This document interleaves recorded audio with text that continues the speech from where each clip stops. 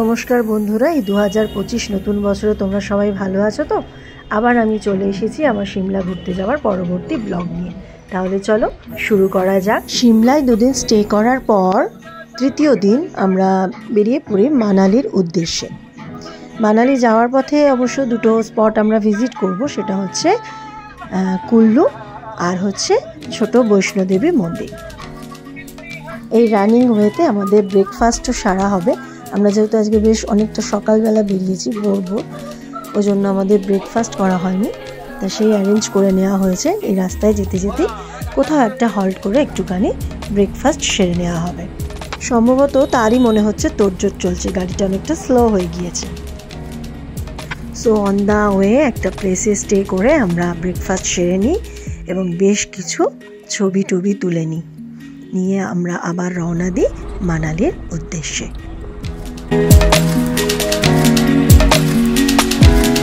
এই সব সুন্দর প্রাকৃতিক সৃষ্টি দেখতে দেখতে প্রাকৃতিক পরিবেশের মধ্যে দিয়ে এগিয়ে চলি, কিন্তু তার মধ্যে একটু সমস্যা যেটা হয়, যেহেতু মানালি উঁচু পথ, অনেকটা চড়াইতে উঠতে হয়, তা গাড়ির অনেক বয়স্করাই, ইভেন আমার মা সমেত একটু অসুস্থ হয়ে পড়ে।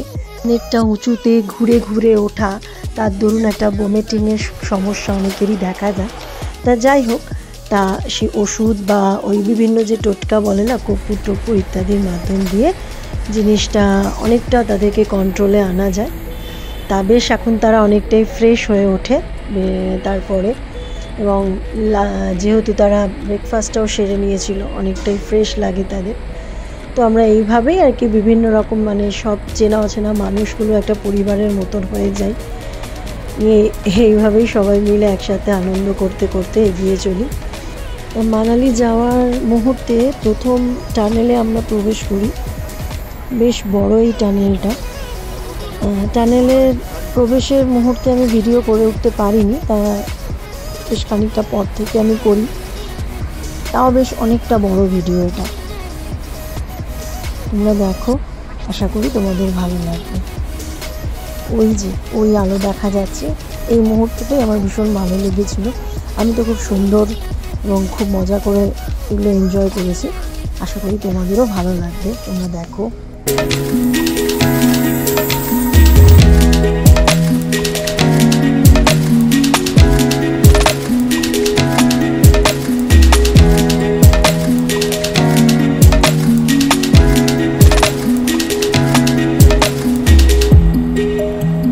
মানালি যাওয়ার পথে সব টানেলগুলোই বেশ বড় বড়, অনেকটা করে পথ যেতে হচ্ছে।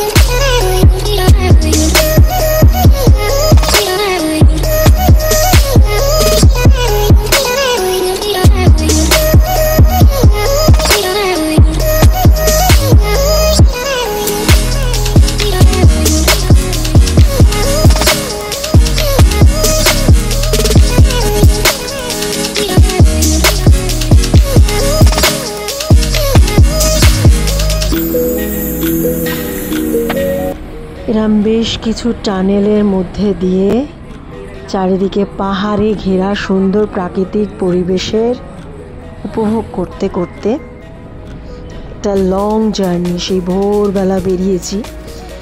একটা ক্লান্তি, অবসন্নতা, আচ্ছন্ন ভাব, ঘুম ঘুম ভাব, এসবের সঙ্গে গাড়িতে চলতে থাকা অরিজিৎ স্যারের গানে বিভোর হয়ে এই সমস্তগুলোকে নিয়েই প্রাকৃতিক পরিবেশ উপভোগ করতে করতে এগিয়ে চলি। তাই এতক্ষণ কিছু কথা বলিনি। তা এখন একটু লাঞ্চ সেরে নেওয়া হবে। লাঞ্চ সেরে পরবর্তী আমাদের যেখানে হল্টিং, সেটা হচ্ছে ওই কুলুতে হল্ট করা হবে। কুলুতে হল্ট করে তারপরে সেখানে ছোট বৈষ্ণোদেবী মন্দির আছে আমাদের আপাতত পরবর্তী গন্তব্য।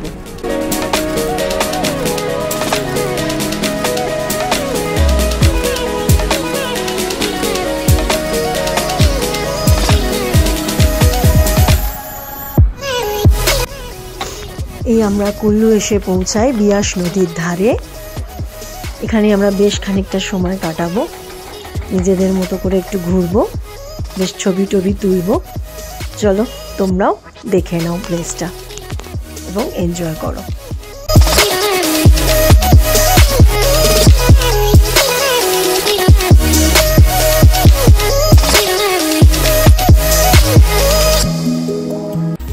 এখানে আশেপাশে কাজ হচ্ছে, পাহাড় কেটে আবার কিছু নতুন তৈরি হচ্ছে, তো তারই একটা শব্দ সমানে হয়ে যাচ্ছে।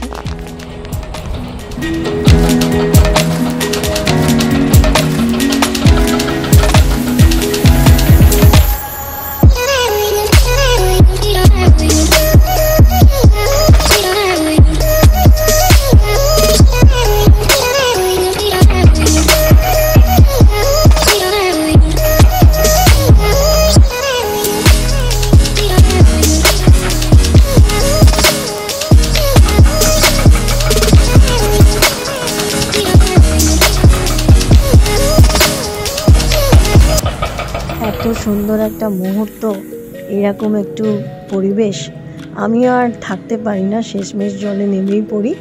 নেমে পড়ে ফটোশ্যুট ভিডিও শুরু করে দিই। আমার মাসিমণি ছিলেন, তাকে আমি ইনস্ট্রাকশন দিচ্ছিলাম কীভাবে কী করো, আমিও সেই মতন আমার ভিডিও করে দিয়েছিলেন।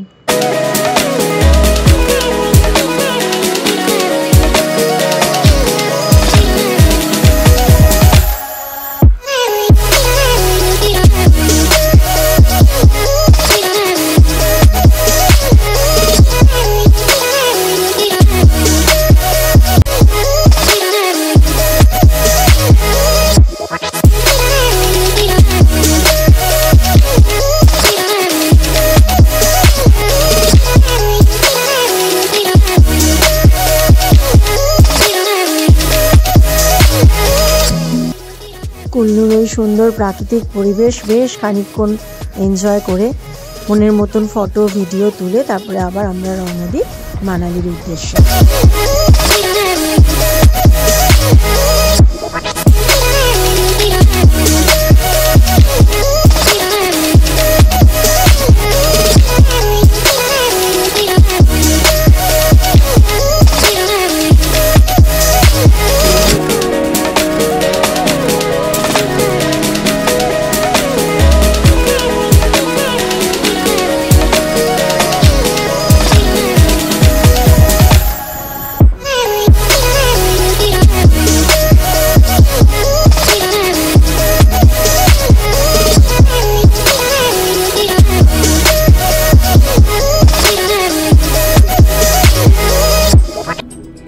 ঠিক মানালি যখন ঢুকছি এই সিচুয়েশানে হঠাৎই বাবার কথা মনে পড়ে যায়।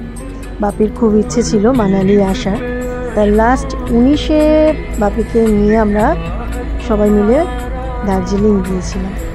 তো তারপরে মানালি যাওয়ার কথা হয়েছিল, কিন্তু কোভিড এসে যায়, হয় না। আর তারপরে বাবা একেবারেই চলে যান সারা জীবনের জন্য আমাদের সবাইকে ছেড়ে। তাই হঠাৎই এই মানালি প্রবেশের মুহূর্তে সেই সমস্ত কথাগুলো মনে পড়ে যায় এবং তার সাথে বাপিকে খুব মিস করি। আর সেই সিচুয়েশানে বিখ্যাত গায়ক পঙ্কজ পিতা স্যারের এই গানটি আরও বেশি করে ইমোশনাল করে তোলে। বাপির কথা ভেবে আমার চোখের জল চলে আসে। সত্যি বাপিকে নিয়ে যদি টুকটা করতে পারতাম তো আনন্দ নাই পেত সে। যাই হোক, উপর থেকে সে দেখছে, আমাদের সঙ্গেই না হয় ঘুরে নেবে। কি বাকি, তাই তো।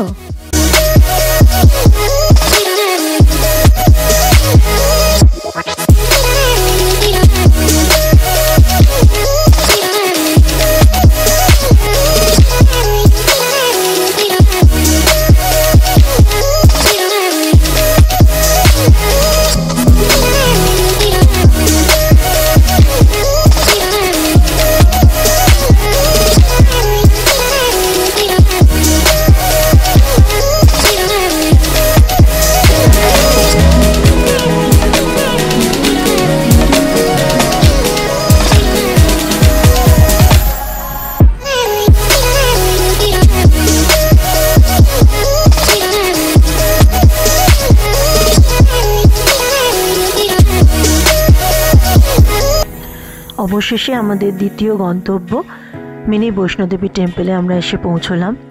আর ঢোকার মুখেই ঠাকুর রামকৃষ্ণদেব, মা শারদা, মা বিবেকানন্দের শ্বেতপাথরের মূর্তি দিয়ে সাজানো, এবং তারপরে একটি গুহার মধ্যে দিয়ে গিয়ে মা বৈষ্ণোদেবীকে দর্শন। প্রায় 4 তলায় মন্দিরটি, বিভিন্ন তলায় বিভিন্ন দেবদেবীর অধিষ্ঠান রয়েছে।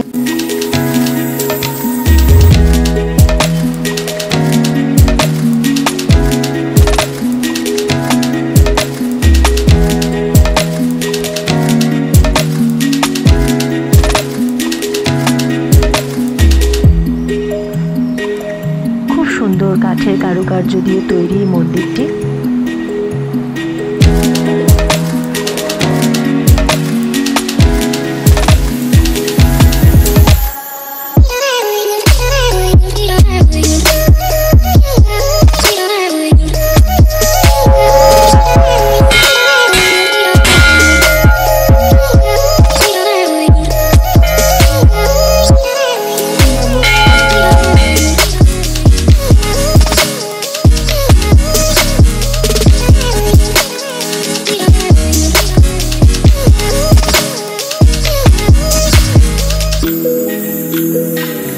মন্দিরের ভেতরে অনেক জায়গায় কাজও চলছে, আরও হয়তো নতুন করে আরও অনেক কিছু তৈরি করবেন।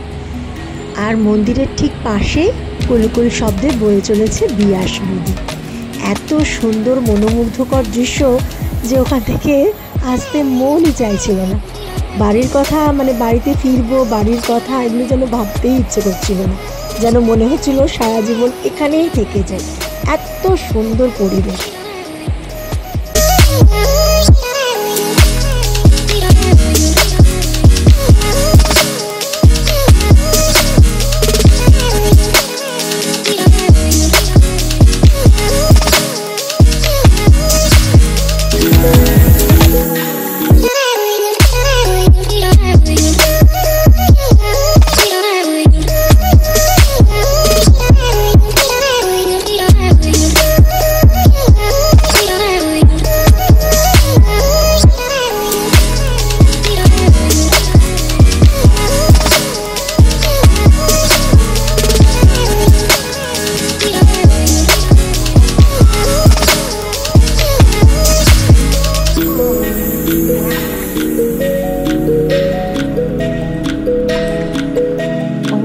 আমরা মানালি হোটেলে এসে পৌঁছাই।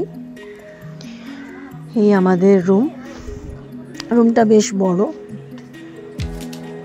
চলো ঘুরে একটু দেখে নিই আমিও। এইটা একটা রুম, পাশে আর একটা রুম রয়েছে, ওইটা বাথরুম। তো যাই হোক, সারাদিন তো প্রচণ্ড জার্নি করে একেবারে ক্লান্ত বিধ্বস্ত অবস্থা। আমরা সন্ধ্যের মুখে এসে পৌঁছাই প্রায় 7:30 করে মানালিতে। প্রায় 12 ঘন্টার জার্নি ছিল। বেশ ঠান্ডা, একটা কেমন ব্রিদিং প্রবলেমও হচ্ছে। যাই হোক, আজকে আর কোথাও নয়, এবারে একটু ফ্রেশ হয়ে রেস্ট নেওয়া, কিছু খাওয়া। তাহলে তোমাদের সাথে আবার দেখা হচ্ছে পরের কোনো ভিডিওতে। ততক্ষণের জন্য বাই বাই।